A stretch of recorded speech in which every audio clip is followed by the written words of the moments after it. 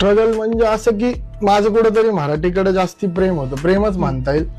कारण मला मराठी भाषेतच मी जास्त कम्फर्टेबल होतो.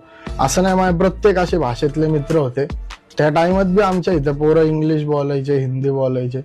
मला एकच भाषा येत होती, एकमेव म्हणजे मराठी. आणि मी मराठीचं पहिल्यापासून. आणि दुसरी गोष्ट म्हणजे माझं शाळेत सगळ्या विषयात नापास असायचो मी, पण मराठीत पहिला नंबर यायचा माझा, निबंधात वगैरे. मग मराठीत माझी लेखणी चांगली होती थोडक्यात. आणि मग मी म्हणलं रॅप बी मराठीतच करायचं आपल्याला, नाही का.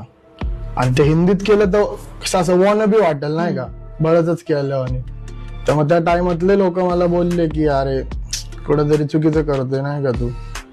मराठीला ऑडियन्स आहे पण रॅपला नाही. म्हणजे रॅप होता, मराठी रॅप तेव्हा होता. माझ्या आधीपासून काही काही सिनियर पोरं होते पुण्यात जे करत होते, त्यांच्या बरोबर माझं उठणं बसणं असायचं. पण असं सोशल मीडियावर नव्हता मराठी रॅप. तर मला सोशल मीडियावर आणायचा होता.